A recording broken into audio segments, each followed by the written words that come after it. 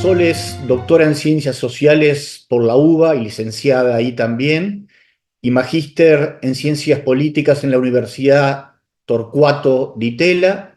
Es investigadora del CONICET y profesora en la UBA y en la Universidad de San Andrés.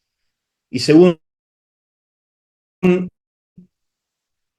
misma cuenta, en una mini autobiografía, se decidió a estudiar sociología porque quería saber por qué los chicos le obedecen a la maestra o a sus papás, por qué las personas creen en Dios, por qué las mujeres son representadas en un dibujo con una pollerita, por qué los rockeros al final son siempre un poquito reaccionarios, por qué las chicas de clase media, de entre 25 y 35 años, quieren ponerse de novias y los chicos no. En fin, esperemos, Sol, que hayas encontrado respuestas a algunas de estas preguntas. Y como último dato de color, cuenta también que de chica tuvo animales signados por la fatalidad. Terrible. Dos tortugas, Yuya y Dengue, y nunca entendió bien si se cayeron por el balcón o si se fueron a vivir al campo. Y después tuvo un canario llamado Quién, que murió por un escape de gas del calefón. Triste, nuestro más sentido pésame, pero bueno, ahora tiene en cambio un hermoso bebé. Y lo último importante para nosotros es que el tema de investigación en el que trabaja y de un seminario es el vínculo entre política, religión y Estado. Muchas gracias, Sol, por estar con nosotros. Bienvenida y a vos la palabra. Bueno, muchas gracias, Michael. Eso quedó de, de una nota de hace unos años de Anfibia. Pero bueno, sí, igual todavía no encontré las respuestas a todas esas preguntas. Y bueno, si bien trabajo, bueno, primero la verdad les quiero agradecer a Fernando y a Michael, con quien nos conocimos ahí en el Congreso de Vida Religiosa, bueno, por abrirme, bueno, las puertas de un poco de su casita virtual sería en este caso. Así que bueno, y a todos y a todas ustedes bueno, por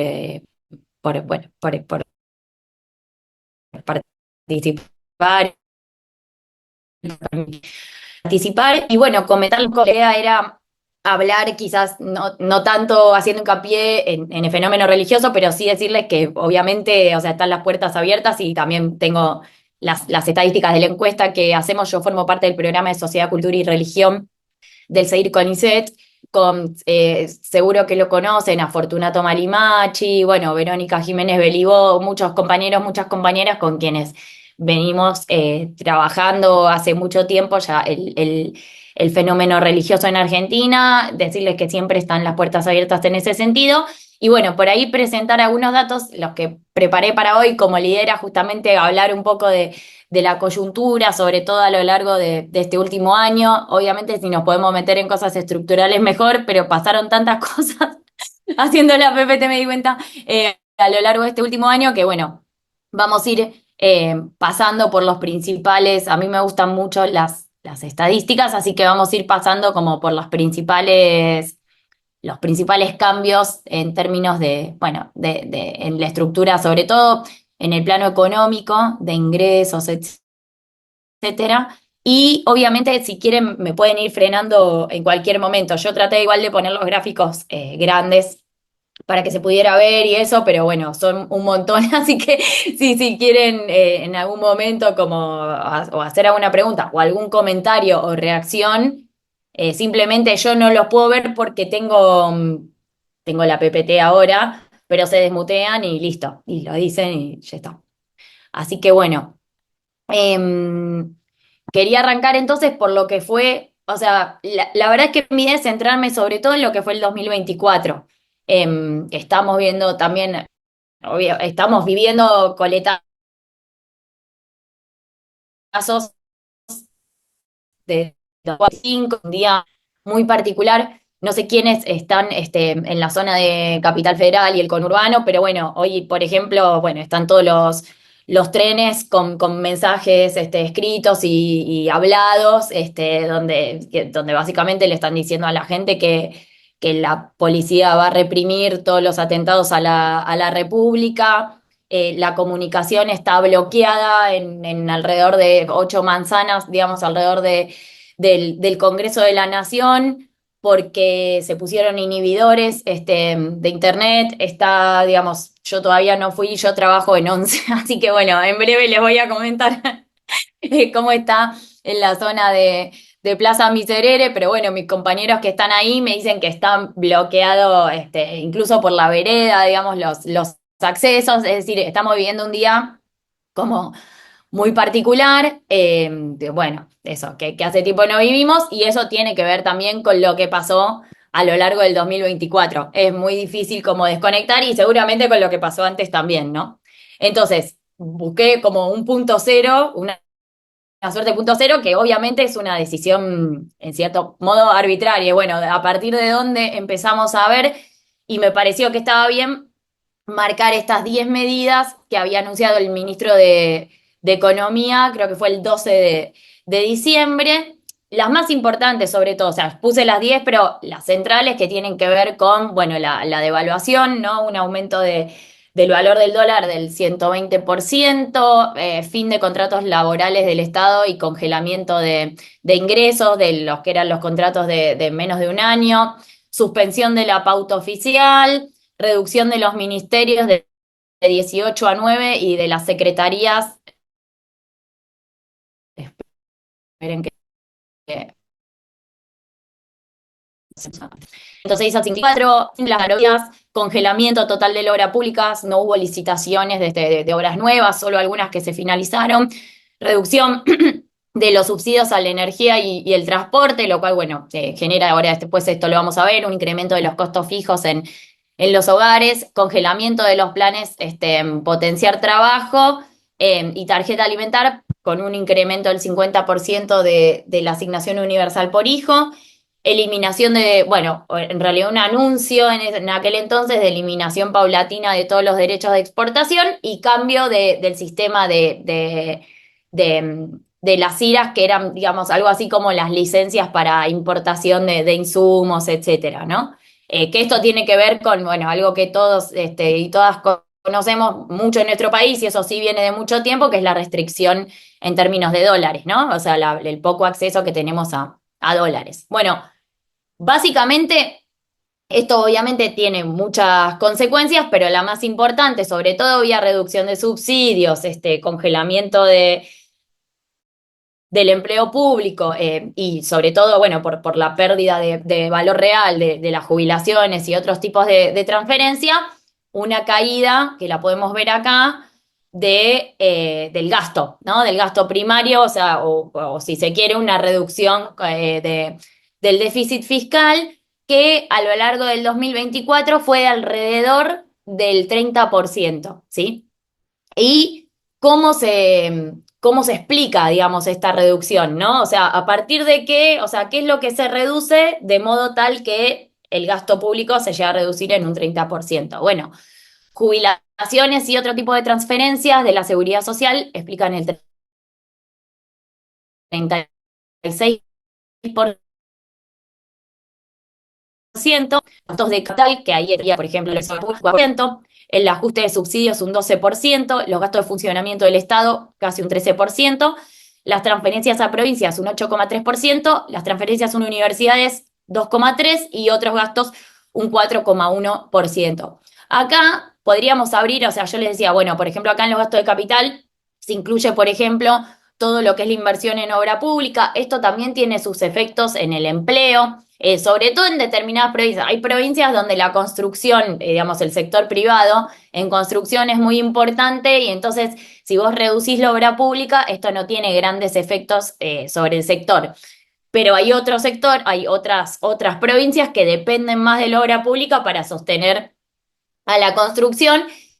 Y de la mano de eso, bueno, eso ya se sabe, ¿no? Eso también tiene un efecto multiplicador porque no es que solamente se queda bueno, le pago el sueldo al albañil o a la persona que esté trabajando con un martillo hidráulico, con lo que sea, y ahí se termina, sino que eso además tiene efectos porque la persona que maneja el martillo hidráulico o no sé, o la excavadora o lo que sea, luego va y se puede comprar un par de zapatillas, un sándwich, bueno, etcétera. Entonces todo eso tiene efecto más allá de la obra en sí misma. Y también acá lo que podemos pensar, lo que es importante pensar es que en un país que es muy desigual desde el punto de vista geográfico, como es la Argentina y que es muy grande, también reducir las transferencias a las provincias va en un sentido, o sea, esas transferencias en general tienen un sentido, digamos, aunque sea que apunta a ser compensador de estas desigualdades, entonces, bueno, reducirlo es, de algún modo funciona incrementando la desigualdad, como lo vamos a ver. Entonces, ¿qué efectos tuvo esto de trabajo desde hace tiempo? Ustedes conocerán la economía de plataformas, las aplicaciones, etcétera. Bueno, hace mucho tiempo que la desocupación no necesariamente expresa el principal problema del mercado de trabajo en nuestro país. Entonces, ¿qué significa esto? Que por ahí antes se destruía un puesto de trabajo, supongamos privado, formal, entonces esa persona buscaba en general otro trabajo en relación de dependencia. Hasta que lo encontraba, bueno, se computaba como es. Hoy por hoy hay muchas alternativas, digamos, a eso. Vos podés trabajar en Rappi, podés trabajar en Uber. Bueno, de hecho, vamos a ver, se incrementó mucho el monotributo. Pero, digamos, en concreto, lo que vemos al tercer trimestre, que son los últimos datos, creo que ayer igual justo cuando estaba haciendo la PPT salieron los datos del cuarto, así que le pido disculpas, pero bueno, ya lo había hecho. Pero entonces, al tercer trimestre de 2024, vemos una reducción de casi 190.000 puestos formales, 185.000 puestos formales. Y si vemos cómo varió, digamos, ese empleo, ven esto que yo les decía, sube en casi 7 puntos el empleo llamado por cuenta propia, ¿sí? Es decir, que puede ser a través de aplicaciones, emprendimientos, etcétera, etcétera, ventas por Instagram, bueno, ustedes conocerán tienda nube, etcétera, WhatsApp. Y en cambio, ¿qué ocurre? ¿Ven? El empleo asalariado formal cae en casi 4 puntos, el empleo asalariado informal sube a penitas, o sea, casi que queda igual, el empleo estatal cae en casi 7 puntos, el empleo privado sube en 2 puntos y el empleo mixto, estas son las empresas donde hay participación pública, 16 puntos, acá piensen que entra Ferrocarriles, AISA, bueno, hubo varias empresas estatales que, bueno, que tuvieron ajustes, bueno, ahora vieron que el Belgrano Cargas también se va a privatizar, bueno, todo eso implica reajustes en términos de personal que explican esa mayor participación, esa mayor variación, perdón.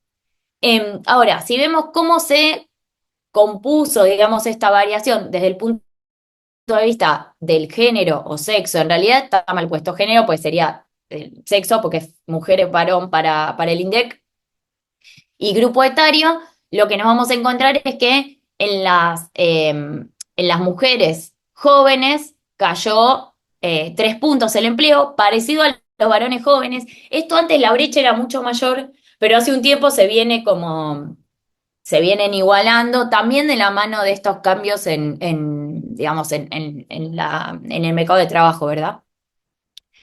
En las mujeres de 65 años y más, ven que cayó bastante el empleo. Acá esto sube en las mujeres de 30 a 60 y esto ahora después si quieren podemos hablar un poquitito de eso, o sea, eso tiene un nombre que es, digamos, el hecho de la trabajadora adicional, ¿no? Es decir, cuando el ingreso, en los 90 era por desocupación, o sea, cae la desocupación, el principal ingreso, el jefe de familia, entonces, bueno, las mujeres salían al mercado de trabajo, en aquel entonces, bueno, muchas veces no encontraban empleo. Desde hace un tiempo, esto obviamente que no es de este año, desde hace bastante tiempo que yo vengo encontrando esto en el mercado de trabajo, bueno, las mujeres salen con más frecuencia al mercado de trabajo justamente para compensar esa caída en los de la familia. De hecho, bueno, tendría que fijar, pero hacia 2022, 2023, las mujeres alcanzaron los niveles de empleo, actividad más altos de la historia y los de desempleo más bajos de la historia, ¿no? Todo esto que les digo con estas características que tiene el mercado de trabajo, o sea, donde hay poco crecimiento del empleo formal, etcétera, ¿no? Y también vemos, bueno, que los varones de 30 a 60 subió 1,5 puntos. Y acá fíjense, esto también es un dato que no es menor, por más que parezca chiquita la variación. Varones de 65 y más, es decir, que estaríamos hablando de varones en edad jubilatoria, ¿sí? Ven que aumenta, ¿sí? El empleo, ¿sí? Esto también nos habla de una crisis de ingresos, ¿no?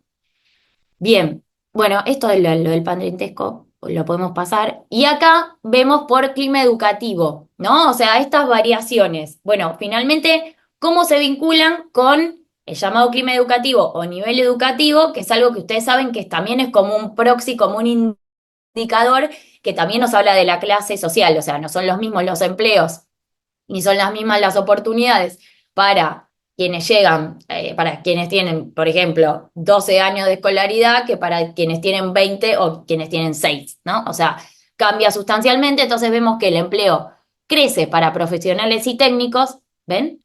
Y baja para operarios y empleo no calificado. Esto para entender entonces el shock que hay sobre el empleo, bueno, cómo se distribuye, ¿no? Y acá también podemos ver qué pasó con el empleo.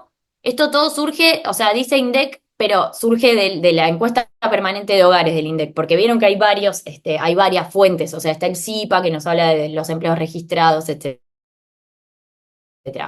Pero bueno, acá lo que ver es la variación del tercer trimestre del 23 al tercer trimestre del 24, ¿no?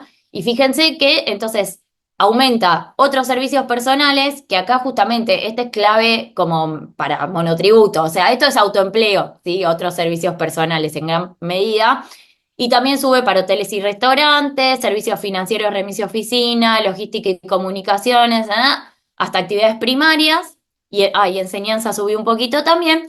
Y acá, fíjense, esto es en variación porcentual, baja para construcción, baja para servicio doméstico. De hecho, si ustedes ven el informe de la encuesta permanente de hogares de trabajo de ingresos, van a ver que justamente entre los, ¿cómo se dice? Entre los desocupados nuevos, ¿no? O sea, los desocupados que están desocupados a lo largo del último trimestre, las que más están representados son de los varones construcción, de las mujeres casas particulares, ¿no? Si bien esto no parece una variación, no sé, uno dice, bueno, 1,2 no sé, como una variación tan significativa, primero que, bueno, para los dos primeros trimestres fue bastante significativa y aparte que es la segunda actividad más importante de las mujeres, ¿no? O sea, las mujeres, la primera actividad es comercio, la segunda trabajo en casas particulares, son cerca del 13% de las mujeres que se dedican a esto.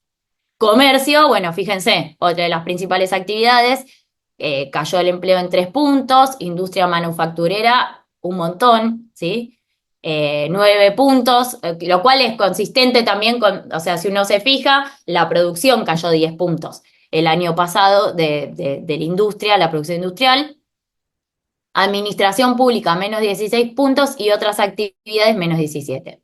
Entonces, ¿cómo se traducen estos cambios en el mercado de trabajo en términos de ingresos? Ustedes lo bien, siendo los gráficos todos se ven, o sea, no hay problema. Perfecto. Bueno, esto es un trabajo que hizo una fundación que se llama Fundar, que les recomiendo mucho también los informes que hace, o sea, tienen distintas áreas de trabajo, y este es el área de trabajo que está a cargo de Sebastián Echemendi, que es un colega también muy bueno en estos temas, que justamente lo que hicieron fue calcular la evolución de los ingresos de distintos sectores, digamos, o sea, lo que hicieron fue calcular el promedio septiembre-diciembre 23 versus el promedio septiembre-diciembre 24. Y acá también lo tenemos de punta a punta, ¿no? Es decir, noviembre 23 versus septiembre 24, que es cuando lo cerraron, por eso. Y acá lo que podemos ver es, bueno, por ejemplo, en el potenciar trabajo, una caída del 46% en la interanual. La paritaria nacional docente, que vieron que es el básico, después cada provincia negocia por sí misma, pero como que el básico medio que se define a nivel de la paritaria, como no hubo paritarias, estamos en una caída de cerca del 30%. El salario mínimo vital y móvil, lo mismo, 28%. Salario de docentes universitarios, según convenio de CONADU, 25%. Jubilaciones medias y altas, uy, disculpen que se me fue, 25%. Salario del sector público, 23%. En casas particulares cayó 21%. Asalariados no registrados, 20%, va 19%. La tarjeta alimentar, un 16%, 28% de punta a punta. Jubilación mínima, contando el bono, cayó un 16%. Esto también para enmarcar, por ejemplo, esto que hablábamos al principio de, bueno, de las protestas de hoy, las protestas de la semana pasada, o sea, el 16% de unas jubilaciones que ya venían, ahí está lo estructural, que ya venían bajas, y ya venían, digamos, subiendo menos que el resto de los ingresos, pero además tener en cuenta, cuando les mostraba, vieron todo lo de recorte fiscal, todo lo que es el ajuste en los remedios, en los medicamentos, ¿no? Antes se cubría mayor parte de los medicamentos, o sea, casi todos los medicamentos los cubría el PAMI para jubilaciones mínimas, ahora eso ya no está más. Entonces, bueno, eso implica un recorte que, si bien no está medido en términos de ingresos, significa menos ingresos disponibles para los jubilados, las jubiladas. Los asalariados registrados privados, una caída del 8%, y lo que sí subió, que bueno, lo dijimos al principio, ¿no? O sea, ya había subido 50% en los propios anuncios de diciembre, la asignación universal por hijo, ¿sí? Esto nos habla de una localización del gasto en los niños, bueno, bastante positivo, por lo menos necesario. Bueno, ahora, ¿qué pasa? Acá estamos viendo como todos los bloques, ¿no? Pero bueno, ¿qué pasa relativamente? O sea, si comparamos, por ejemplo, qué pasa con los asalariados registrados, con los no registrados y con los no asalariados, ¿no? Bueno, lo que vemos es que, ven acá, dice, este es el cuarto trimestre del 23, es decir, esto nos marca algo así como en realidad, la caída, como esta devaluación fue en diciembre, ya en diciembre impactó bastante, digamos, sobre la inflación, sobre los ingresos, etcétera, ¿no? Entonces, acá tenemos que había un incremento bastante importante con base 100 de los ingresos de los asalariados no registrados. Piensen que también 2023 fue contexto electoral, hubo muchos bonos, reintegros, bonos, más bonos, había muchísimos bonos. Entonces había mucho comparativamente eso de los informales. Y acá lo que podemos ver es que ya si el cuarto trimestre, o sea, todas esas compensaciones se aplacan y ven que coinciden los ingresos. Y acá ya para el primer trimestre del 24 ya se empiezan a separar, ¿sí? Y ya para el segundo trimestre del 24 tenemos como una diferencia bastante marcada entre asalariados registrados, que son los celestes, los no asalariados, que serían, por ejemplo, ahí entrarían los jubilados, etcétera, etcétera, y aquí, y los asalariados no registrados que quedaron bastante abajo, ¿sí? Esto para ir pensando, bueno, ahora vamos a ver. Acá, ¿qué pasa con salarios del sector público en amarillo y del sector privado registrado? Ven lo mismo, hay un desplome hacia diciembre del 23. En enero ya se empieza, o sea, se desploman los dos, ¿ven? Un poquito más el sector público que el privado, y acá se empiezan a separar, ¿sí? Esto para ir pensando en, por ejemplo, grupos de amigos, grupos de amigas, o sea, grupos de gente que se conoce, que de golpe, eso, no sé si a ustedes les pasa, yo tengo bastantes amigas y amigos, por suerte, soy rica en amistades, y lo que empiezo a notar es que muchos grupos, gente que por ahí casi ganaba por ahí diferente, pero en un mismo rango, ven que los ingresos se van a empezar a dispersar, incluso intrasector privado, intrasector público, bueno, eso está empezando a ocurrir ahora, y ahora lo vamos a ver, ¿no? Bueno, diferencias entre, acá tenemos, por ejemplo, los docentes universitarios en naranja versus el resto de los salarios públicos. Ven que esto nos muestra cómo el declive, digamos, hay una caída de ingresos generalizada para todo este sector, pero ven que para el caso de los docentes universitarios es más malo. Acá vemos la variación interanual real en los 16 convenios principales, o sea, de las principales actividades, ¿no?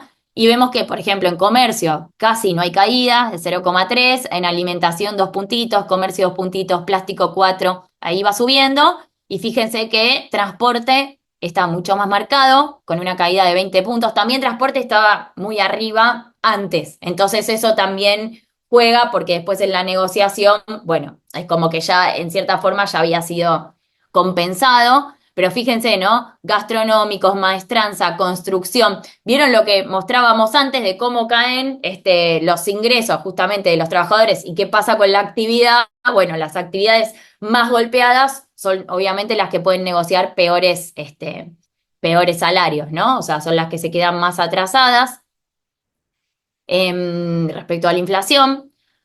Acá vemos, bueno, qué pasa también para poner un poco en contexto este incremento de la UH. Bueno, vemos que hay un incremento muy marcado de la UH y sin embargo ven que la prestación alimentar, que era como para acompañar hasta niños de, si no me equivoco, 13 años, ¿no? ¿Verdad? O lo habían extendido hasta 15, era un apoyo alimentario a la AUH. Bueno, fíjense que este cae y lo que aumenta en cambio es la prestación.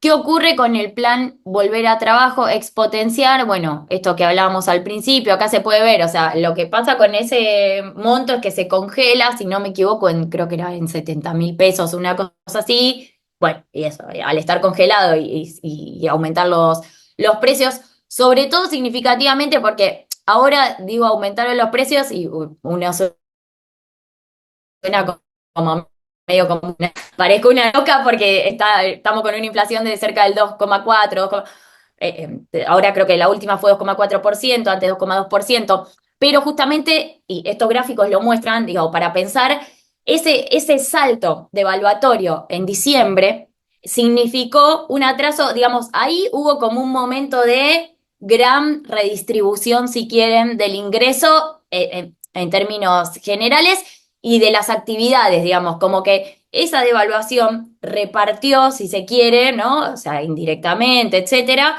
repartió recompensas y fue un momento en el que se definieron de algún modo ganadores y perdedores del 2024, ¿sí? Entonces, la gran pérdida, el grueso de la pérdida de ingresos reales es en el marco del primer trimestre, ¿sí? Y que si ustedes ven, por ejemplo, los indicadores de actividad económica de ese momento, parece, no, o sea, parece como si fuera una guerra, digamos, ven caídas en el comercio, por ejemplo, del 9%. Bueno, datos que yo acá no los puse, pero también interesante pensar cómo, si bien se recompone el ingreso, sobre todo de trabajadores privados formales, el consumo en supermercados, etcétera, sigue cayendo, ¿sí? Ahora en enero volvió a caer según los últimos datos del INDEC. Bueno, acá esto es lo de trabajadora de casa particular, que era lo que les quería, de los que les mencioné antes, como para retomar un poco los sectores que hablamos cuando hablamos del mercado de trabajo. Fíjense lo que fue es una caída de 30 puntos, de 30 puntos en 2 meses del salario real. Esto, digamos, es como que en la pandemia, o sea, en realidad en la pandemia cayó el empleo, o sea, cayó la actividad de las trabajadoras de casa particular, pero no cayó tanto eso. Como son indicadores que si uno los ve y no conoce la Argentina y no sabe lo que pasó, dice, ¿qué pasó acá?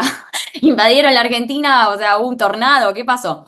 Bien, entonces, debido a todo esto, lo que vemos es, bueno, una evolución bastante importante. Si bien esto es el Gini, que es lo que mide, digamos, la desigualdad, ¿no? O sea, correlación, es un coeficiente que relaciona los ingresos más bajos con los más altos, ¿no? Entonces, cuanto más alto es el Gini, más desigualdad, cuanto más bajo, menos desigualdad.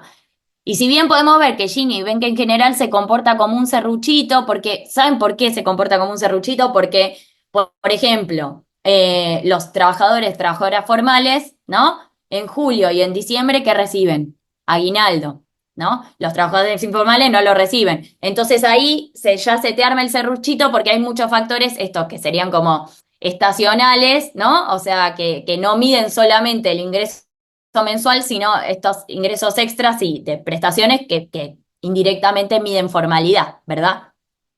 Sin embargo, si bien siempre es un serruchito, acá ven cómo subió por ejemplo, este segundo trimestre del 2020, ¿no? ¿Qué pasó? Segundo trimestre del 2020, momento de mayor cierre, de mayores restricciones durante la pandemia, ¿no? O sea, ahora que digo, casi no mencioné la pandemia, ven que acá sube, ¿no? Y uno dice, bueno, ¿cuánto que subió? Acá baja en 2021, vuelve a subir en el cuarto del 2023. Ahora, fíjense, ¿no? Que acá, digamos, para el segundo trimestre de 2024 sube muchísimo, ¿ven? Después baja, vuelve a niveles normales, podemos decir. Pero ven que esto, como nos habla, está bien que cada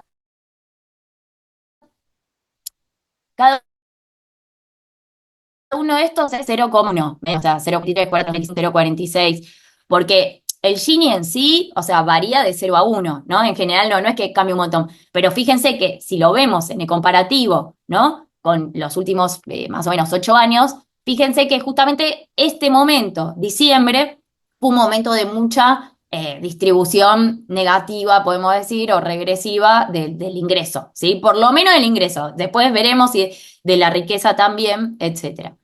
Ahora, ¿qué pasó? Que esto me parece que es como lo que nos interpela más directamente, pero para mí siempre está bueno mostrar esto en un marco, ¿no? Decir, bueno, o sea, de lo que vamos a ver ahora no viene de un repollo. Esta es una encuesta que publicó UNICEF en junio de 2024. UNICEF tiene una encuesta que está buenísima, que se llama Encuesta Rápida de la Situación de Niños, Niñas y Adolescentes en Argentina, que para mí está buenísima, no solo pues son 10.000 casos, es bueno, es por IBR, o sea, tiene representación nacional, es una buena, digamos, es como, no sé cómo decirlo, robusta, es una encuesta robusta, pero me gustan mucho las preguntas que hacen además, o sea, lo que ellos miden, que es algo que en general obviamente no lo mide el INDEC, no lo miden otros organismos oficiales, ¿no?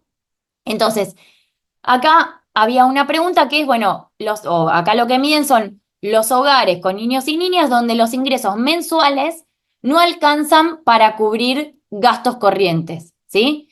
Fíjense, bueno, no solamente cómo se distribuye, sino también esto, ¿no? En los hogares donde los hijos perciben AUH, 65% de estos hogares no alcanzaban a cubrir los gastos corrientes, ¿sí? Incluso fíjense, jefe ocupado, ¿sí? O sea que estamos hablando de hogares no monomarentales. Porque acá ven hogares con jefatura femenina, que es como un proxy de hogares a cargo de la mamá, ven que también es muy alto, es 56%. Pero fíjense que incluso en estos hogares que ven que los de jefe, ¿ustedes ven el cursor mío cuando yo lo marco? Bien, en esto que dice jefe ocupado registrado, ¿no? Es el 30%, ¿no? O sea, que son hogares, fíjense, o sea, veníamos de un 19% en junio del 22, ¿no? Es decir, es alto para ser hogares que están bastante más protegidos que los demás, eso digo. Después, acá tenemos qué pasa con el mercado de trabajo. Este también me pareció bastante interesante. Esto está medido por quintil, ¿ven? Por quintil de ingresos, es decir, quintil uno son el 20% de menores ingresos y así vamos subiendo hasta el quintil 5 es el 20% de mayores ingresos de la sociedad. Bueno, en el 20% de menores ingresos de la sociedad, ¿no? En el 25% de estos hogares, uno de cada cuatro hogares de los más pobres del país, con niños y niñas, uno de los progenitores, papá o la mamá, perdió el trabajo, ¿sí? Desde enero de 2024. Eso es bastante alto y esto que veníamos diciendo, ¿no? O sea, y además es muy alto, sobre todo entre los más pobres, ¿no? O sea, es un shock distributivo donde no solamente tenemos distribución negativa del ingreso, sino que los efectos son mucho más marcados en los hogares que están más abajo, ¿sí? Digamos. Bien, miren que ahí estoy. Acá. Bueno, esto también muy interesante. Los hogares que por falta de dinero tuvieron que dejar de comprar algún alimento. Acá tenemos toda la serie, fíjense. Por eso está bueno hacer toda la serie, verlo en contextos, ¿no? Abril y julio de 2020, octubre de 2020, mayo de 2021, la pandemia golpea, pero no golpea en el momento, empieza a golpear después. ¿Ven cómo sube acá? 41%, ta, ta, ta. Y en abril llega al 52%, ¿sí? Fíjense esto, 90% de estos que dejaron de comprar algún alimento, dejaron de comprar leche, carne y otros lácteos, ¿sí? O sea que esto, estamos viendo cómo, entonces, cambios en la distribución del ingreso, cambios en, digamos, la estructura de gasto estatal, cambios en el mercado de trabajo, cambios en el ingreso, y esto va y afecta la alimentación de los chicos, ¿sí? Sube a 67% en hogares con ahuache y prestación alimentar, ¿no? O sea, fíjense entonces la importancia del refuerzo en alimentos en términos, en esos hogares, y incluso, fíjense, en hogares con jefes registrados, otra vez, esto es como para ver el colmo sería, ¿no? Es decir, bueno, los que mejor están, el 35% tuvo que dejar de comprar algún alimento. ¿Y esto de cuánto estamos hablando de esto, no? 3 millones de hogares, 3,3, donde viven casi 7 millones de chicos y chicas. Bien, ahora, esto, los hogares, estos hogares que respecto del año pasado comieron menos y acá hay algunos alimentos. Acá UNICEF lo que hace con buen criterio para mí es esta raya, lo que divide son como los alimentos malos y del lado izquierdo están los alimentos buenos, ¿no? Entonces, pero fíjense que en todo caso, tanto los alimentos malos como los alimentos buenos se dejan de comer, ¿no? O sea, lo primero que se corta, que esto es lógico, o sea, lo debemos hacer todos en nuestras casas, que es lo primero que cortas, gaseosa, bueno, golosinas, etcétera, ¿no? Como esas cosas que se cobran, que se compran a principio de mes o lo que sea, cuando cobra más, cuando copa. Fíjense, ¿no? ¿Qué se comió más? Lo único que se comió más, ¿ven? Es fideos, harina, pan. ¿Qué pasa con frutas, verduras? 58% de los hogares dejan de comer o comen menos, en realidad comen menos frutas y verduras. En los hogares que cobran aguache, esto asciende al 74%. 3 de cada 4 comen menos frutas y verduras. Lácteos sube al 57%.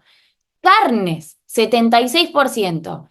En hogares con aguache y tarjeta alimentar, 86%. 9 de cada 10 comieron menos carne. Obviamente no les estoy diciendo nada. Ustedes prenden la tele y ¿qué sale? Récord histórico, nunca se comió tan poca carne, ¿no? En los últimos, no sé, 100 años o una cosa así, ¿no? O sea, como que estamos en... También hay cambios de más largo plazo, la gente come menos carne, pero bueno, también hay un punto que, bueno, donde obviamente los ingresos juegan un rol importante también por esto de que cambia, varía tanto de un año al otro, ¿no?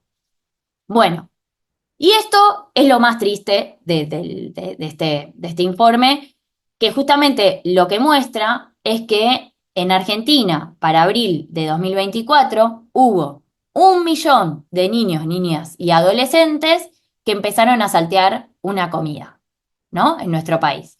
Son el 7,4%. Ahora, ¿qué pasa? Y que esto también lo marca UNICEF. En los hogares donde los chicos y las chicas se saltean comidas, el 95% de los adultos también se saltea comida. Ya cuando llegamos, o sea, cuando el pibe, perdón, el niño, la niña se saltea una comida, ¿no? Ahí ya dejaron de comer todos los adultos, ya se la saltearon hace mucho tiempo. Eso es lo último que se corta, bueno, se habla de esto que veníamos diciendo, ¿no? De cómo esa transferencia de ingresos de los sectores menos concentrados a aquellos más concentrados, bueno, tiene efectos sobre la vida cotidiana de las personas, ¿verdad? Y acá algunas características, ¿no? De qué pasa en esos hogares, ¿no? O sea, qué pasa si comparamos esos hogares donde se saltean comidas con los que no se saltean comidas. ¿Qué pasa, no? Y esto a mí me pareció esto me pareció como que hay que prestarle atención. 64% de los hogares donde se saltean una comida dejaron de ir al médico o al odontólogo, ¿no? Entonces, esto para tenerlo en cuenta, porque uno dice, bueno, tenemos un sistema público, se puede ir a un hospital, se puede ir, yo estoy en la ciudad de Buenos Aires, se puede ir a un CESAC, etcétera, etcétera. Pero bueno, evidentemente hay algo, imagínense que ya cuando llegás al límite de que un niño, una niña se está salteando una comida, ya el colectivo para ir al CESAC, bueno, eso representa algo, representa tiempo, representa plata, poder hacerte el tiempo, ¿no? O sea, una persona justamente que está tan necesitada, ¿no? Que no puede cubrir todas las comidas de su hijo, seguramente agarra todas las changas que se le cruce, o sea, digamos, tiene, o por distintos motivos, está muy saturada de tiempo y eso también incide en esto de que los chicos dejen de ir al médico. Bueno, similar a esto, dejen de comprar medicamentos, 63%, ¿no? Tuvieron que pedir plata a familiares amigos, 71%. Están endeudados, 32%. Tienen que recurrir al trabajo adolescente, 40%. Esto también impacta sobre la asistencia a la secundaria, sobre la capacidad de terminar, etcétera, ¿no? Sobre la terminalidad activa. Cuidar adecuado quiere decir más nítido, por ejemplo, de un hermanito, ¿no? De un menor o de alguien que no puede hacerse cargo de cuidado. Sube, fíjense, al 30%, ¿sí? Entonces, esto me parece que es importante tenerlo en cuenta, digamos, de cara a pensar, porque también esto tiene efectos. No poder ir al médico también quiere decir no poder ir a vacunarse. Estamos, por ejemplo, acá en Capital estamos teniendo un brote de sarampión, ¿no? Hacía mucho tiempo que no había un brote de sarampión, que estaba erradicado. Bueno, pensar, también hay un tema cultural, que ustedes lo conocerán, o sea, hay gente que por ahí no está pasando necesidades materiales, pero no quiere vacunar a los hijos.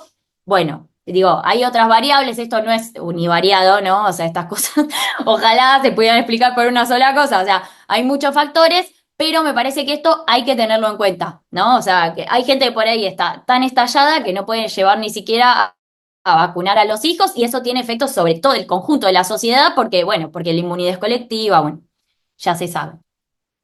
Y entonces, ¿todo esto en qué se traduce? Obviamente, como siempre, ¿no? O sea, todo lo que yo estoy seleccionando es arbitrario en cierta medida porque se podría agarrar otra cosa, ¿no? Pero bueno, algunos indicadores, cosas que a mí me llaman la atención, como Argentina no sé si lo dijo Michael, estoy por cumplir casi 40 años, vivo en Ciudad de Buenos Aires, o sea, como que ya vi bastantes cosas y hay algunas cosas que me parecen llamativas. Bueno, primero un fenómeno, esto obvio que viene de hace mucho tiempo, pero es la mayor polarización política que hace muy difícil discutir, digamos, cosas sustantivas porque se las llama de distinta manera, porque ya se etiqueta, digamos, a quienes dicen tal o cual cosa, como que está en tal o cual bando. Muy difícil, digamos,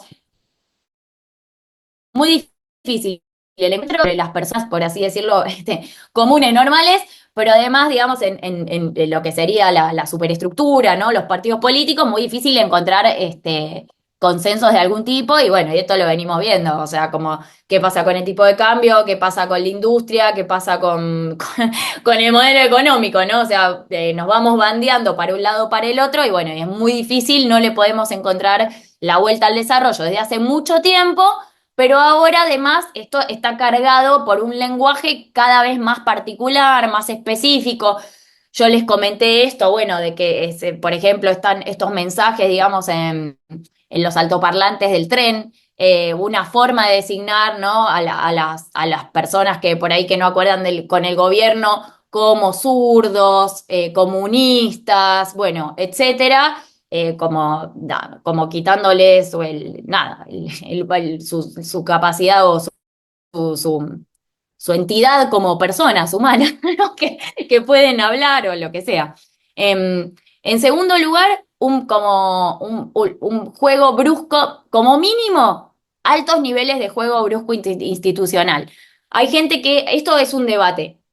Hay algunos que están hablando de un endurecimiento, digamos, democrático o enrarecimiento de las instituciones democráticas, otros que hablan de un giro autoritario.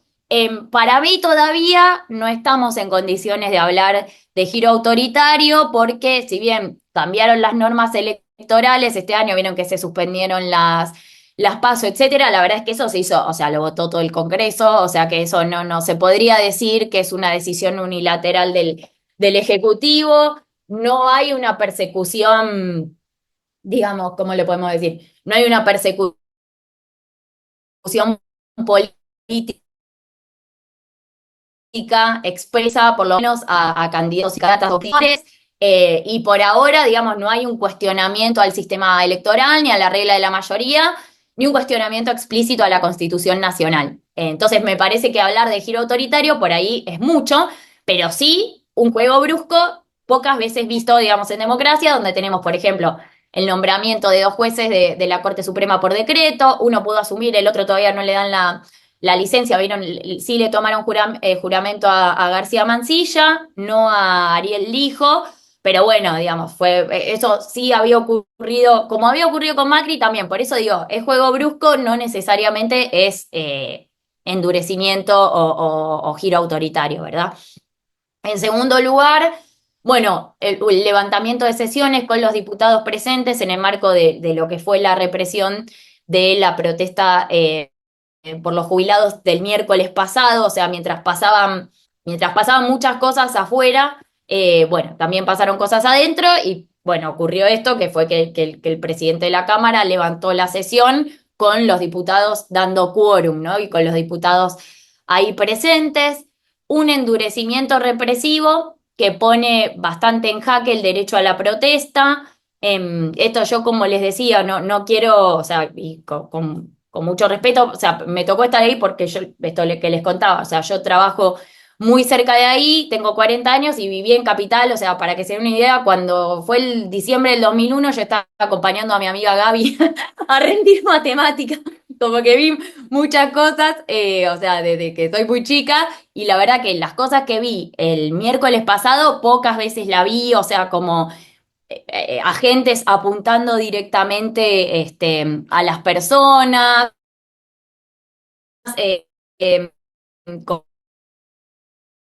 como se dice, tensión, no estaba haciendo nada, o sea, totalmente, no sé cómo decirlo, como arbitrarias, pero de verdad, o sea, como que no, ni siquiera se estaban escapando, ni siquiera, o sea, gente que ni siquiera había ido a la manifestación, algunos que por ahí estaban chusmeando y se lo llevaron también, o sea, bueno, detuvieron a más de 100 personas y eso, ¿no? O sea, ¿y por dónde iba la policía? Bueno, hubo una víctima que, o sea, que está muy grave, un fotógrafo, Pablo Grillo, que está en el Hospital Ramos Mejía, y que, bueno, ojalá que se mejore, pero bueno, o sea, se le disparó con una granada de gas lacrimógeno, o sea, como no usándola como una granada de gas lacrimógeno, sino como si fuera un proyectil, ¿sí? Entonces, bueno, esto, un endurecimiento represivo que pone bastante en jaque el derecho a la protesta, porque, bueno, porque si uno siente miedo a poder peticionar a las autoridades, bueno, está el derecho a la protesta, sí, pero no en un 100%, ¿no? Esto que les decía, no es un giro autoritario total, no hay estado de sitio, en teoría no podemos movilizar, pero bueno, pasan cosas, hubo gente que perdió el ojo, bueno, esas cosas. Cuarto, bueno, avasallamiento de poderes, con un uso discrecional de los decretos de necesidad y urgencia. Bueno, hubo una jueza que liberó a todas las personas a la noche del miércoles pasado, la jueza Andrade, y le están haciendo juicio político, pues ya había hablado de la centralidad justamente del derecho constitucional a la protesta y de cómo estas detenciones habían sido arbitrarias, había fallas en el registro, los policías ni siquiera habían consignado dónde las habían detenido y a qué hora. O sea, eran 100 personas, de las cuales solo había datos creo que de 15 o 16. Bueno, y la jueza entonces los libera basándose en esto, en esta cuestión procedimental y la centralidad del derecho a protesta. Bueno, le están haciendo juicio político. Y por el lado de la sociedad, una fuerte desacción democrática, ¿no? Como porque estamos ya desde el último mes, con todo lo de la criptoestafa y etcétera, hay un aumento, hay mayor rechazo, digamos, al presidente, pero hay más rechazo a todas las fuerzas políticas. O sea, así como les cuento, en la marcha esta de los jubilados por la que pasé un rato, la gente cantaba que se vayan todos. Entonces, digamos, para los que tenemos un poco más de años, bueno, volver a escuchar eso es como te llama la atención porque decís, bueno, estamos en una crisis de legitimidad, en una crisis política bastante importante. Em, ¿Cuáles son algunos riesgos que yo veo que se presentan sin ser alarmista? Bueno, primero, esto, ¿no? Si hay bajo nivel de legitimidad del gobierno, pero también de la oposición, baja participación electoral en las elecciones legislativas de este año.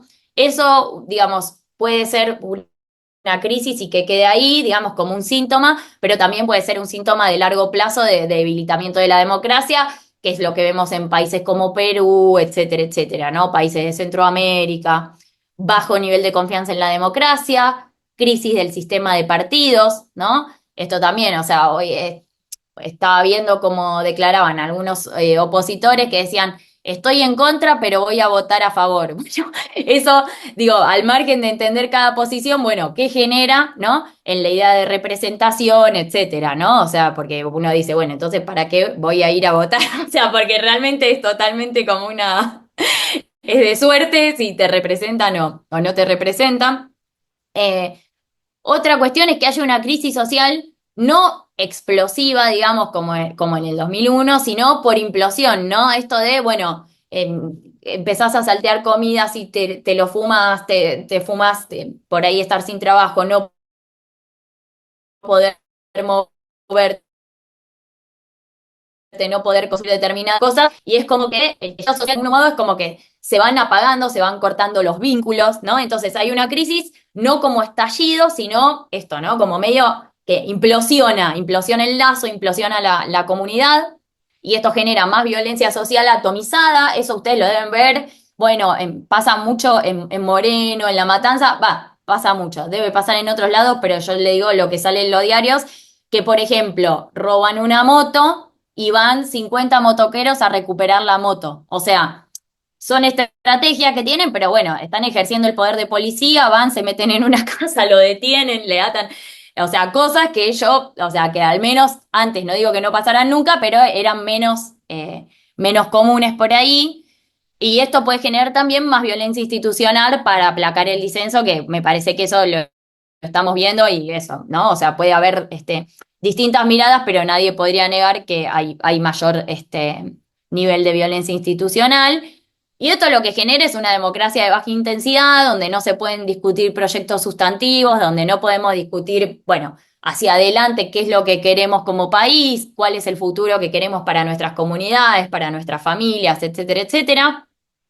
Y más por el lado digamos, de la estatalidad, un Estado vaciado dado por cosas que ya están pasando. Pérdida de funciones elementales del Estado, por ejemplo, estaba viendo que ahora iban a también desarmar y hacer una reducción muy marcada en vialidad, ¿no? Está bien, la mayoría de la gente dice, bueno, yo qué sé, qué sé que hace vialidad, ¿no? Pero bueno, por ejemplo, ahora todas las rutas que se rompieron, que se vinieron abajo en Bahía Blanca, por ejemplo, bueno, o sea, necesitas de vialidad para poder repararlas, para ponerlas en funcionamiento, todos los pasos internacionales, ¿no? A Chile, o sea, sacar la nieve de ahí lo tiene que hacer, o sea, la gente no lo hace por sentar un lío, me parece, poder organizar una vialidad privada, entonces ahí está pasando algo que produce una mayor mercantilización de la vida y algo que parece menor, pero que a mí me parece que es muy importante, que es la pérdida de proyecto de vida, ¿no? O sea, como que, y eso obviamente, oye, no se debe solamente a factores políticos, también obviamente tienen que ver las redes, los nuevos tipos de subjetividad, ¿no? Pero el hecho de que gran parte de los chicos, yo aparte, bueno, lo dijeron, soy profe en nivel universitario, y qué sé yo, escuchar a muchos de mis estudiantes decir que la quieren pegar, que no saben cómo, pero o sea, estudiantes, ¿no? De una carrera, o sea, que la quieren pegar con algo, bueno, a mí, no sé, y a muchos calculo que los veo acá en las caras, que somos de generaciones cercanas, y, o sea, nos hace un poco de ruido porque uno que está acostumbrado a, bueno, y ni que hablar ustedes, ¿no? O sea, que entregan todo, básicamente, por un proyecto de vida determinado.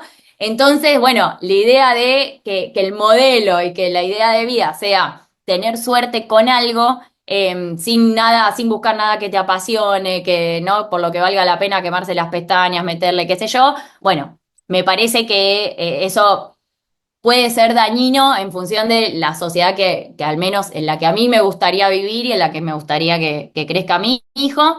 Y esto también provoca una pérdida de lazo social, porque ¿para qué? Digamos, digamos, si tu idea es pegarla, ¿para qué vas a hacer amigos, compañeros, vínculos, ¿no? En la universidad o en los lugares por los que pases, mayor indiferencia y bueno, y todo esto potenciado por un Estado vaciado de sus funciones, de sus obligaciones, que no aporte nada de ejercicio, sino que tampoco nadie espere nada de él, ¿no? Eso me parece grave. Pero bueno, para como nivelar un poco, no sé si compensar, dos postales que también ocurrieron en estas últimas 2 semanas. Este es el tren solidario que salió a Bahía Blanca, se juntaron no sé cuántos, millones de toneladas de pañales, agua, etcétera. O sea, esto también son los argentinos y las argentinas. Y esto, bueno, yo el Ramos, tengo como mi papá trabaja en el Ramos, es médico de ahí y además yo vivo cerca, entonces, bueno, es como que tengo una afectividad particular con ese hospital y vi que habían puesto esto, que es donde está internado este fotógrafo, que pobre que le pegaron esto con la granada de lacrimógeno en la cabeza y le dejaron este cartel, dice a mi hijo Sebastián, un policía en 2017 le dio un tiro en la cabeza en la esquina de su casa, y acá en Ramos Mejía los cirujanos, médicos, no sé qué, son unos genios, le salvaron la vida, el día 13 abrió los ojos y el día 32 le dieron el alta, tenían los mismos síntomas que Pablo, y me pareció, perdón que me emocioné un poco, pero dije, bueno, acá hubo alguien que pensó que tenía el deber de ir a darle esperanza a esa familia, que se tenía que acercar y decirle que, bueno, que no estaba todo perdido, que las cosas, bueno, podían mejorar y me pareció, bueno, también me pareció interesante compartirlo también porque eso también es nuestro país. Bueno, eso sería por mi parte.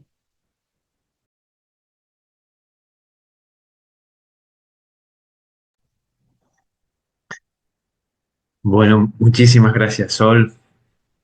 Eh, bueno, la propuesta es tomarnos unos minutos a partir de todos estos datos, pero sobre todo de las consecuencias y de las personas que están atrás de los datos. Eh, bueno, para abrir el diálogo, la pregunta, la reflexión, eh, bueno, nosotros tenemos comunidad en Bahía Blanca acerca de las últimas postales que también trajiste. Bueno, micrófonos abiertos para dialogar o preguntar a Sol alguna cuestión a profundizar, etc.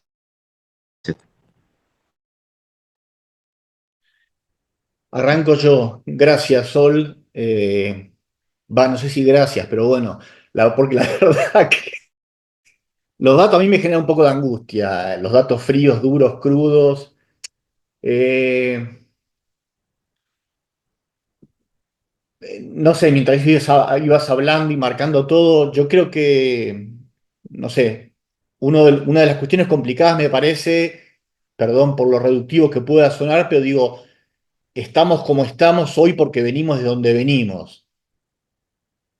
Venimos de la frustración del mesianismo kirchnerista que dio lugar al mesianismo de la libertad avanza, que no está respondiendo. O sea, no se puede explicar la situación política de hoy sin los últimos años y decenios.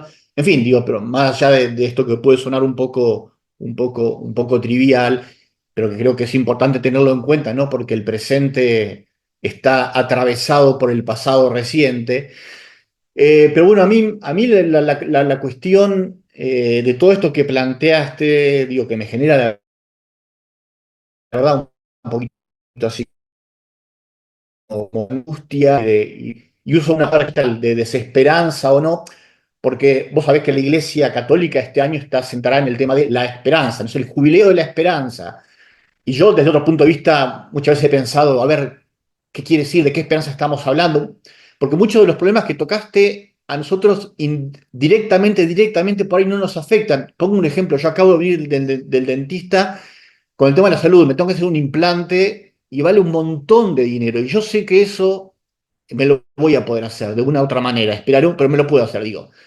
A mí no es que voy a quedarme con el agujero acá, y eso, ¿qué quiero decir con esto? Que como vida religiosa hay muchos de estos problemas que nos tocan porque le tocan a otro, pero directamente en nuestra vida muchas cosas no. Entonces a mí me genera un poquito de esquizofrenia en mi vocación esto.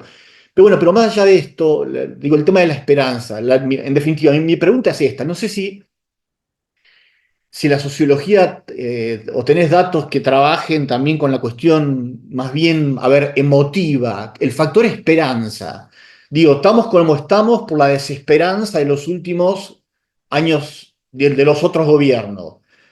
La gente puso esperanza en esto, poco a poco se va derrumbando. ¿Cómo medís? ¿Qué mediciones? ¿Qué datos? Digo, porque como iglesia estamos hablando del tema de la esperanza, el jubileo de la esperanza, con todos estos datos que pusiste, bueno, algo dijiste, pero evidentemente la manifestación de la semana pasada habla de ciertas reacciones legítimas, por otra parte manipuladas, la prostitución del dolor ajeno es la prostitución del dolor ajeno, creo, ¿no? De los jubilados, estos reclamos legítimos manipulados, como siempre. Bueno, en fin. Pero digo, no sé, el tema de la esperanza, sociológicamente, ¿qué, qué, si te Bueno, en general, bueno, hay algo que viene, la gente cuando le preguntan cómo pensás que te va a ir económicamente, la gente dice, bien, ¿y cómo le va a ir al país? Mal.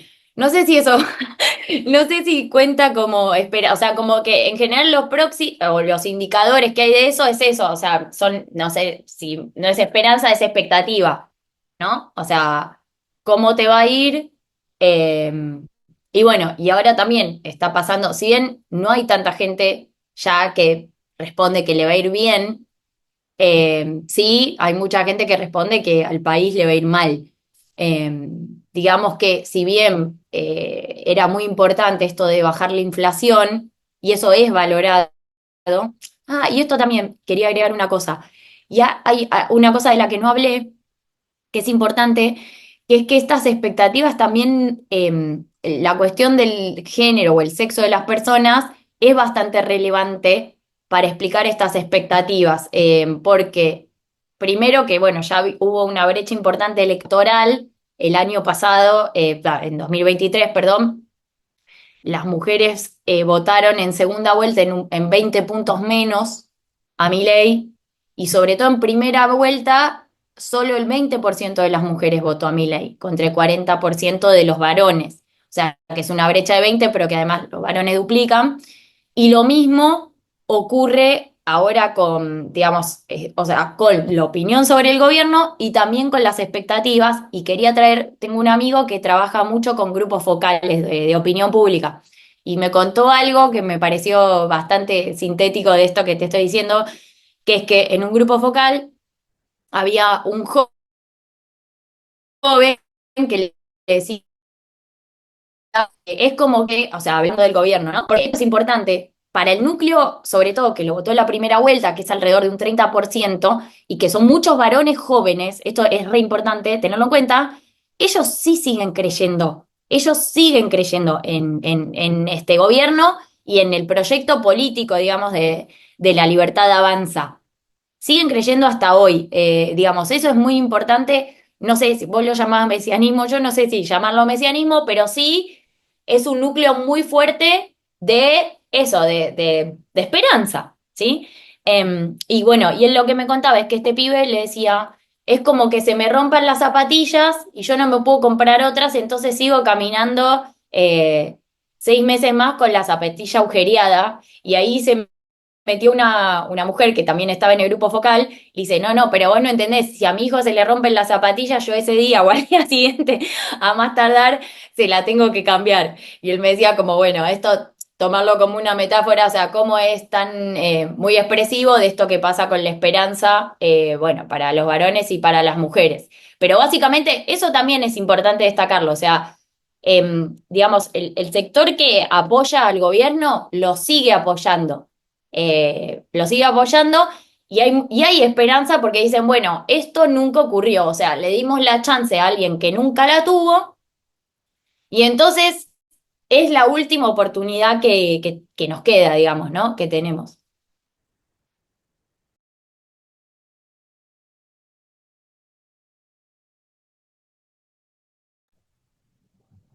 Sí, Ramiro, adelante.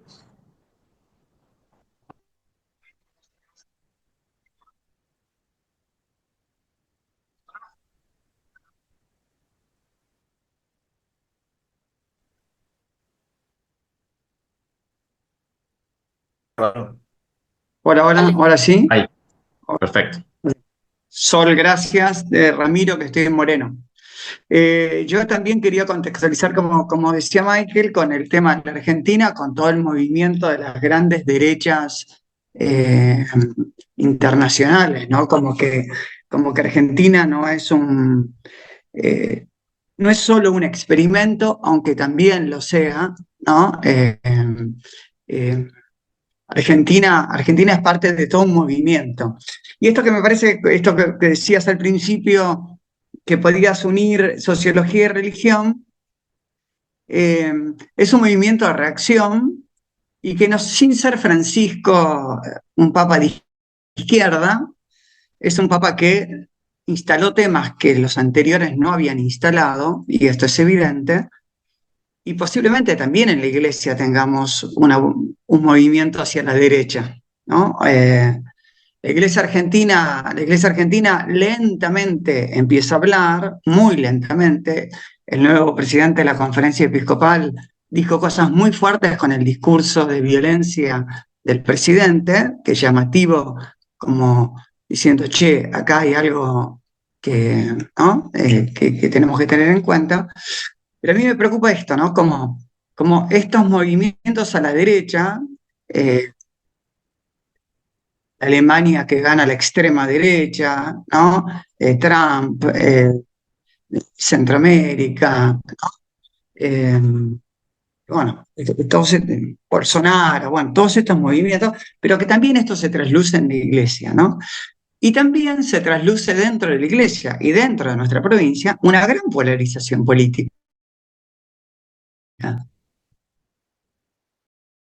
O sea, estamos acá reunidos, no iguales, ni todos pensamos lo mismo cuando hacemos una evaluación de lo que está sucediendo, ¿no? Con la misma incapacidad de diálogo que el Congreso Nacional, creo, ¿no? Porque son temas difíciles de trabajar, porque son temas que a todos nos involucran también emocionalmente, ¿no? Y donde estamos parados de distinta manera. Entonces, como mi pregunta es, desde lo sociológico, ¿vos qué ves de la Iglesia Argentina en este movimiento de acompañar el movimiento de la derecha? ¿Podés decirnos algo de esto? Eh, gracias. Sí, sí, muchas gracias por la pregunta y la verdad que comparto todo el diagnóstico. Lo único que no comparto es que digas que el desencuentro es similar al del Congreso Nacional, porque me pareció, al menos cuando fui al Congreso de Vida Religiosa, no digo que no tengan discusiones, pero la verdad que me pareció, me llamó la atención ¿cómo se dice? Lo respetuoso del intercambio, ¿viste? Y todo eso. Ahora igual no lo veo, ¿se desconectó? Ramiro. No, Ay, no, no, está. cambió de lugar. Ahí está. Y respecto a la iglesia, justamente, bueno, lo que estábamos hablando con Fortunato, hacía unos días, era esto de que, a ver, históricamente los gobiernos neoliberales, que igual esto tampoco es siempre, o sea, es un neoliberalismo nuevo, ¿viste? O sea, es como una cepa nueva del COVID, o sea, no es exactamente igual, y no es tan liberal por ahí en algunos aspectos e institucionales, sobre todo, etcétera, como, qué sé yo, como el de Menem, o etcétera, pero históricamente, y eso lo habían captado bien muchas autoras, em, feministas, Nancy Fraser, todo de otro lado colonial y más, es esto de que en general estos movimientos de achicamiento del Estado, de incremento de la austeridad, crisis fiscal y qué sé yo, en general no eran tan liberales, sino que en lo social, en lo político, en los roles de género, en las expectativas respecto a las familias, tenían aspectos que se podrían considerar, algunos le dicen conservadores, otros reaccionarios, bueno, eso es todo otro debate, pero quiero decir, no es que eran liberales en lo económico y en lo social también, ¿no? Sino que eran liberales en lo económico y en lo social, en lo familiar, en lo moral, aparecían toda una serie de restricciones, también vinculadas a la educación, ¿no? A la privatización del sistema educativo, muchas cuestiones así.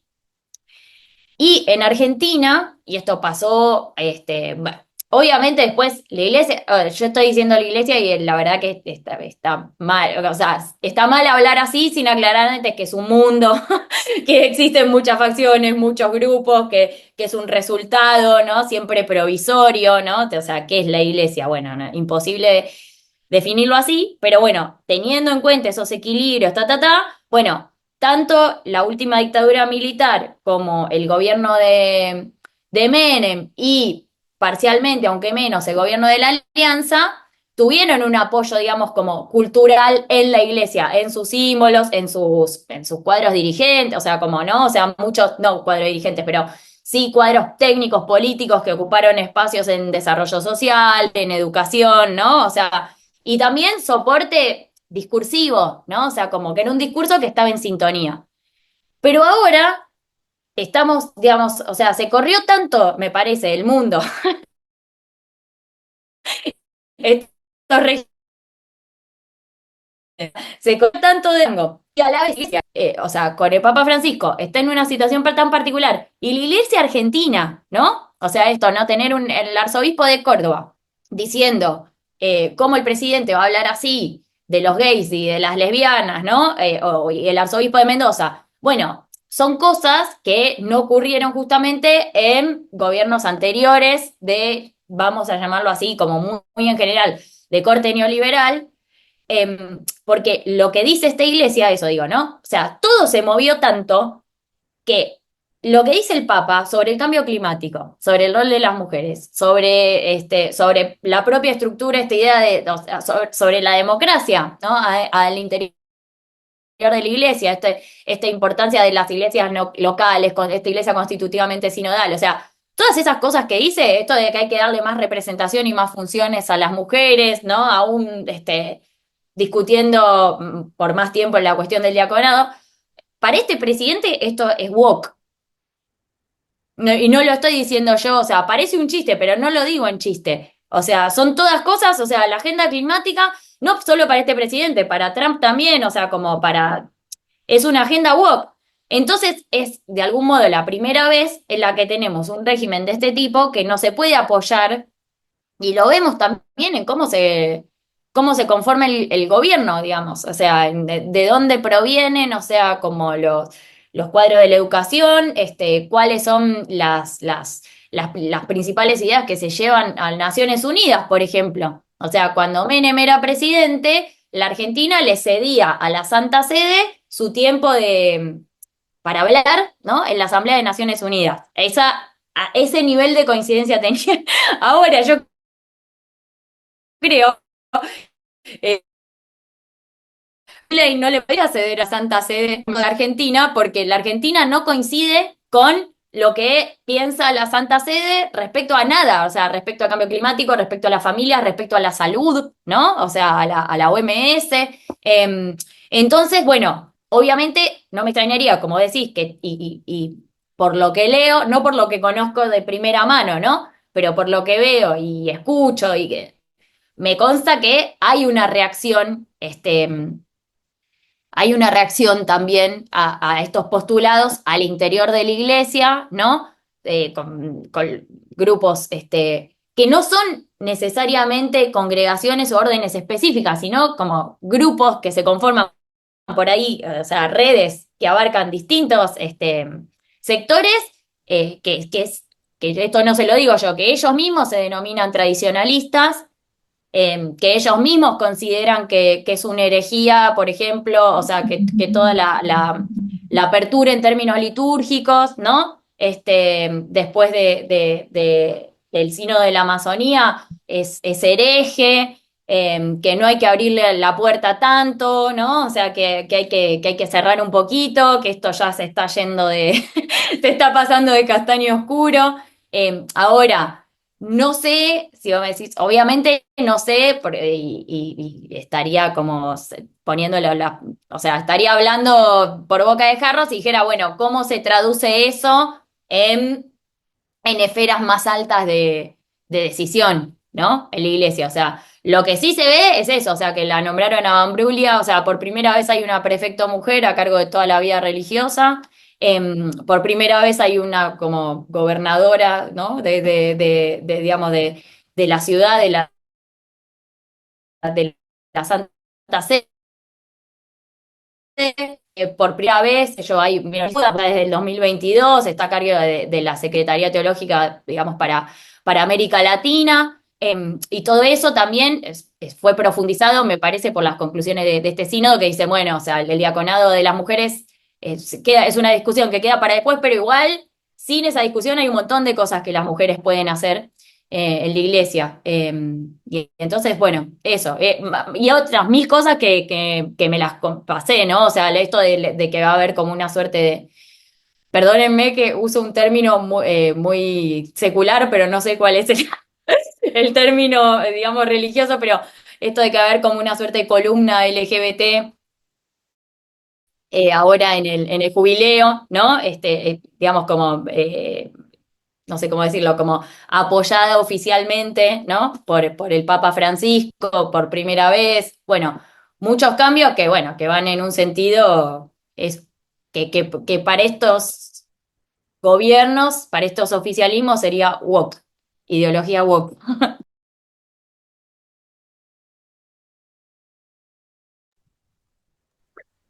José, Permiso. José tenía la mano levantada, Sí. después Fito. Bueno, me quedo pensando a partir de la reflexión que hizo Ramiro y esto del tema del wok, que me parece que es muy abarcativo, y que estamos excluyendo a muchísimas personas en un país que se supone que es inclusivo. ¿Cómo afecta esto en la educación? Pienso en el recorte o en el miedo que se tiene ante la ESI, con todas las bondades que puede tener la ESI, mirada desde un lugar donde eh,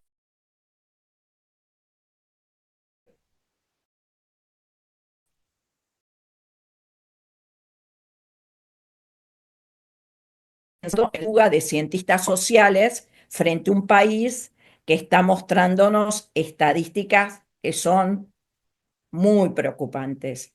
Y como desde el franciscanismo me parece que nos tiene que interpelar muchísimo la situación actual. Entonces, ¿qué pensás frente a esto? Y también hablaste vos de trabajo de adolescentes, si tenemos estadísticas del impacto de abandono de adolescentes de la secundaria. Gracias. No, gracias a vos, Josefina. Bueno, yo creo que lo de la ESI, digamos, sigue habiendo, esto es lo bueno de la democracia, sigue habiendo una ley, sigue habiendo una ley. Después, desde ya que vos tenés cambios, por ejemplo, no, sacando el tema de la ESI, por ejemplo, en la ciudad de Buenos Aires, viste que hay como un viraje para como medio de volver para atrás en toda una trayectoria, en teoría, digamos, ellos la llaman constructivista, hacia otra eh, eh, de aprender. Eso yo por lo que veo es como que aparece en algunas escuelas lo tratan a tabla, en otras ni siquiera lo tratan, ¿viste? Es como va mucho, mucho según la escuela que, digamos, a pesar de lo que se dice, las escuelas estatales la verdad es que siguen teniendo bastante autonomía. Y la ESI, justamente al ser integral y al ser transversal a las áreas, bueno, yo creo que obviamente hay más ataques. Pero también es como estamos y cuando empezamos, quiero decir, si una docente tiene formación en ESI y la quiere aplicar, la va a poder aplicar. Eh, si una docente o un docente no tiene formación en ESI y no lo quiere aplicar, no lo va a aplicar. Y va a depender mucho de las demandas también de los padres, etcétera, ¿no? Como aparecía. O sea, yo no creo que lo que vemos en el gobierno se traduzca directamente, ¿viste? En en un retroceso a nivel de las escuelas, ¿viste? De hecho, viste que habían sacado los materiales, nadie sabe bien cómo se tomó esa decisión, los tuvieron que volver a poner, creo que el mismo día o al día siguiente. Entonces, bueno, yo como que a ese nivel creo que, viste, no es tan, o sea, me parece que como que el sistema educativo, ¿viste? Como que es tan amplio, tan capilar y tan autónomo en cierta forma que, ¿viste? Que para bien o para mal necesitas insistir mucho con la política educativa para que haya un cambio, ¿viste? Así como radical de rumbo. Después, sobre los adolescentes que dejan la secundaria, yo creo que el anuario debe estar el anuario educativo, viste, del Ministerio de Educación Nacional, sale todos los años. Creo que sale con un año de tipo, ponele, en el 2026 van a salir los datos del 2024. Pero hay otras estadísticas que creo que son provinciales que sí tienen, son un proxy, ¿viste? Pero bueno, es la provincia más grande del país, de la provincia de Buenos Aires, yo creo que quizás esas salgan un poquitito antes. Pero todavía no tenemos la de 2024, eso es muy, muy pronto para saberlo. También, viste, hay que ver qué capacidad tienen las escuelas hoy por hoy, porque decían, bueno, creo que eso era 40 los hogares que dejaron de que empezaron a saltear una comida. Quiero decir, viste, como que hasta que eso se traslada también, viste, en trabajo adolescente y eso, en abandono escolar, bueno, por ahí tenés eh, bueno, un trayecto también, o sea, no es tampoco tan inmediato. Y después respecto a lo que decías de la fuga de cerebros, o sea, más que los cientistas sociales, hoy por hoy, pues los cientistas sociales, está bien, sí, para hacer encuestas necesitamos plata, pero si no en general, no trabajamos con laboratorios, o sea, nosotros, por ejemplo, esta encuesta, la encuesta de creencias y actitudes, la hacemos una vez cada 10 años, 8, 9, ¿viste? Así que bueno, espero. Igual también, si saben quién puede financiar una encuesta nacional de creencias y actitudes religiosas, me lo comunican, pero lo que digo es que no estamos tan atados al financiamiento como, por ejemplo, las ciencias biológicas, y experimentales que necesitan reactivos, laboratorios, o sea, hay todas cosas que se compran y que en general son importadas. Esos están al horno, efectivamente, y en esos es donde más está viendo, sí, fuga hacia Suiza, Alemania, sobre todo Suiza y Alemania, también en menor medida Estados Unidos, pero ahí en ese sector sí es muy clara la fuga, porque bueno, la gente tipo termina la tesis y ya ni pide la postdoc acá, ni intenta hacer el ingreso acá. Porque eso también, bueno, pasa que eso es muy chiquitito, por eso no me metí, pero sí, o sea, conozco muchos investigadores que ingresaron a CONICET en 2022, 2023, nunca salió la designación y están así como si estuvieran con la beca postdoc para siempre y no saben cuándo se va a regular, digamos, el ingreso y eso. Entonces, bueno, sí, son pibes, o sea, muchos talentos, sobre todo en ciencias, eso, biológicas, biomedicina, etcétera, etcétera, que ya ni lo intentan acá. Sociales no tanto. Gracias. Sociales resiste. Gracias, Sol. Bueno, la verdad que está muy interesante el diálogo, podemos seguir, estamos como llegando, me parece que estamos todos bastante enganchados, no sé tus horarios también, Sol, hay una pregunta más de Fito, quizás si hay después una segunda, yo tengo ahí una pensada, pero podemos como darle lugar a otra persona y ya ir concluyendo. Fito, habías abierto el micrófono. Sí, buenos días, Sol. Mira, por un lado empiezo con una información que, bueno, que también seguramente que vos y muchos otros la tenemos, ¿no?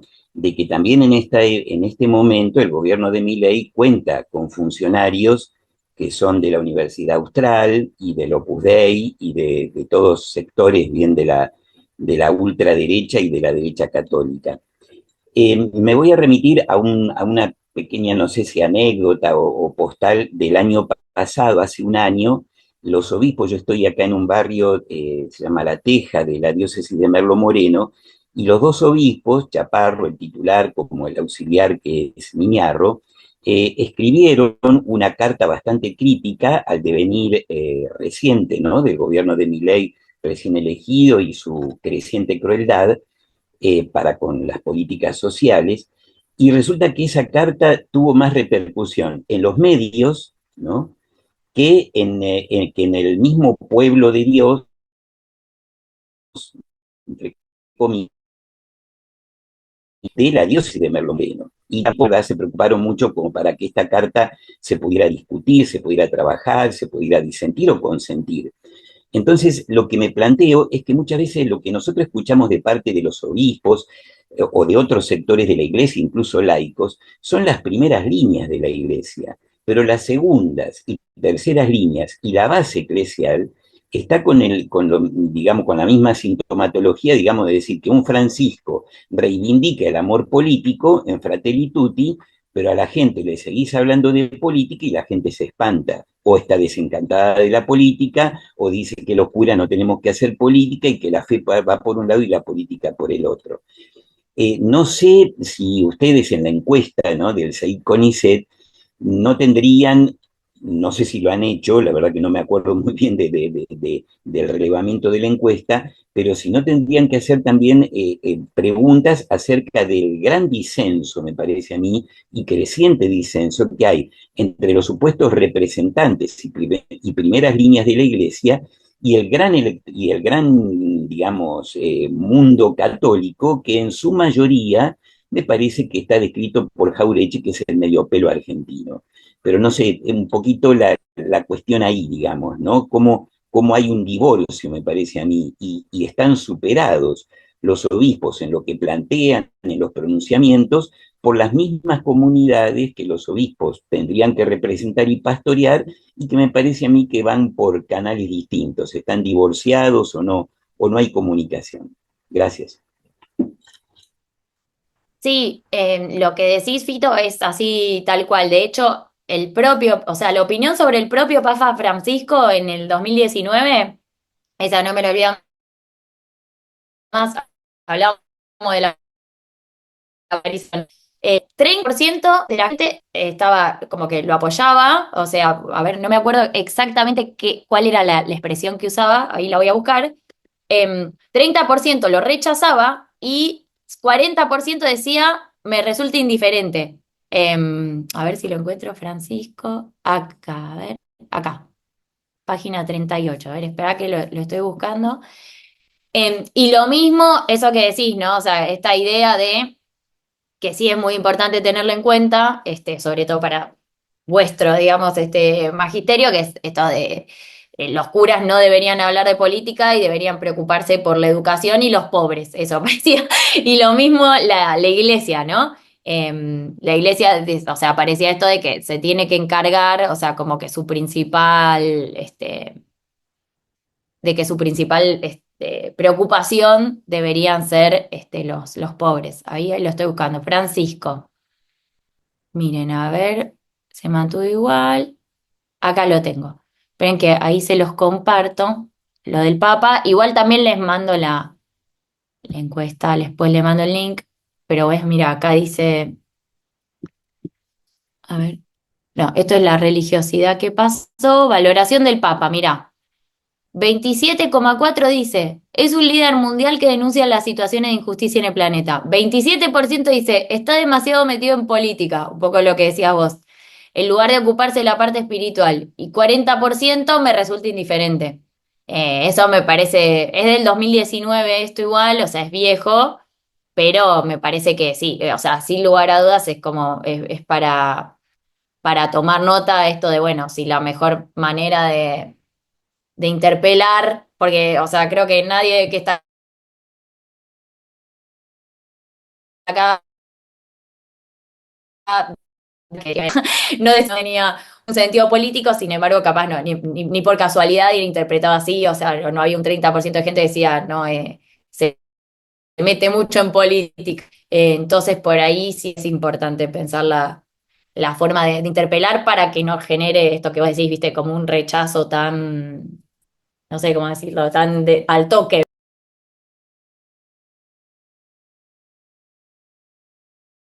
Igual ahí les paso el link a la encuesta que seguramente muchos ya la vieron y igual la disposición también para si quieren ver los resultados o pedirnos algo así como más más específico de esto, también se los podemos armar, pasar, etcétera.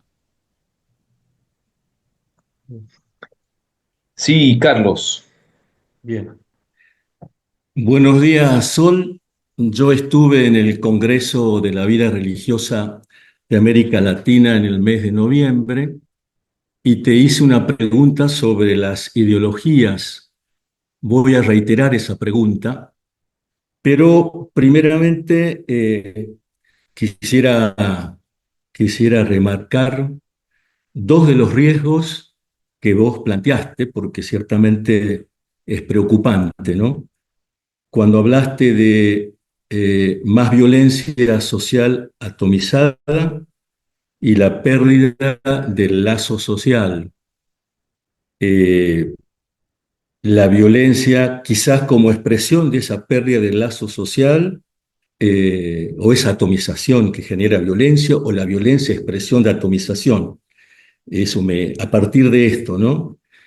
Y, y- y interesante lo que usamos recurso al hablar de las dos postales. El tren de Bahía que se convirtió y es el símbolo de un pueblo y de una Argentina muy solidaria, ciertamente, ¿no? Y el mensaje de esta persona en el hospital. Y en relación a la violencia, me tomo el atrevimiento de hablar como vos de las dos postales, o más de una. La caída de esa jubilada agredida, una postal de violencia, la caída del fotógrafo, otra postal de la violencia, los bienes públicos destruidos también son una postal de la violencia, personas que dicen ya expresamente que a este gobierno hay que tirarlo, siendo un gobierno democráticamente elegido, también es violencia, me parece, ¿no? Postal de esa violencia. Pero vuelvo quiero preguntarte sobre la ideología, porque si mal no recuerdo, ahí en Córdoba hablaste de esto como también expresión de, o signos de, o postales de, ¿no? Incluso creo que preguntaste acerca del significado que se encontró o la lectura que se hizo del estallido social de Chile en el año 2019, ¿no? Violencia. Yo vuelvo al tema de las ideologías y te pregunto, no me acuerdo bien qué es lo que te pregunté de las ideologías, pero en este caso quisiera preguntarse sobre si es que hay vínculo entre ideología y violencia. Yo creo que sí la hay. Y violencia e ideología, ¿no? Y en relación al riesgo que vos puntualizaste, las ideologías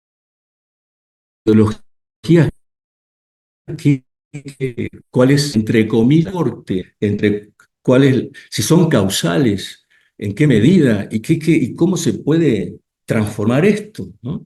No sé si me di a entender. Sí, me parece una muy buena pregunta y que también, viste, está muy presente en las ciencias sociales desde mucho tiempo.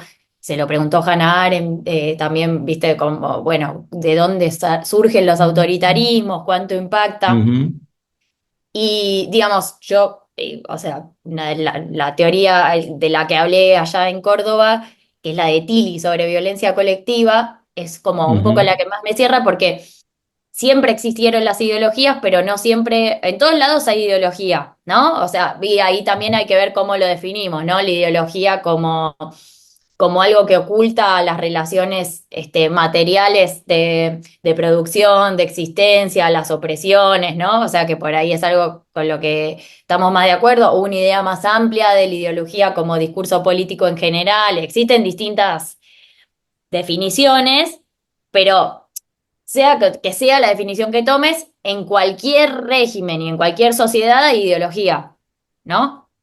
Pero no en cualquier sociedad hay violencia y no en cualquier sociedad hay violencia colectiva, que capaz no es lo mismo que esa violencia atomizada, ¿viste? O sea, que por ahí, o sea, se manifiesta de otras maneras, ¿no? O sea, donde hay violencia colectiva y en esto se conecta, si querés, con la ideología, pero por eso, pero no con la ideología en sí, sino con determinadas condiciones de circulación de esa ideología, ¿no? Y de construcción del discurso, es donde hay polarización. O sea, donde hay polarización y entonces, por así decir, se invierten y desarrollamos, en realidad el mayor indicador de que estamos ante polarización es, desarrollamos nosotros una doble vara moral.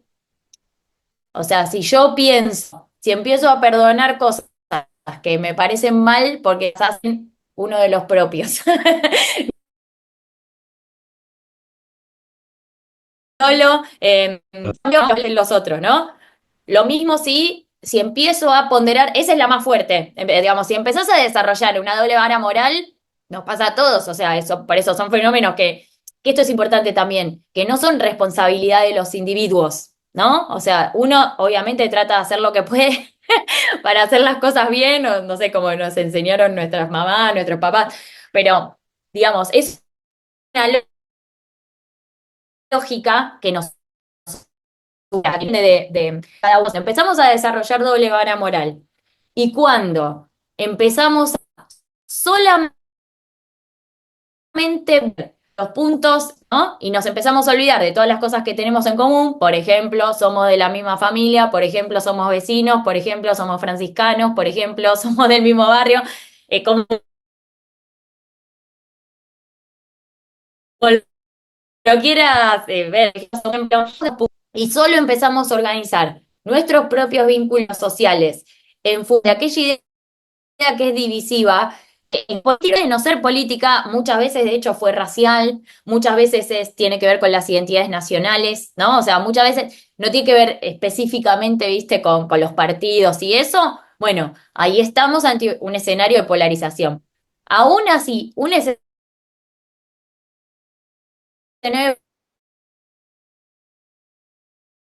de polarización necesaria, esto es importante también, que depende de que haya lo que Tilly llama los corredores, que son como brokers,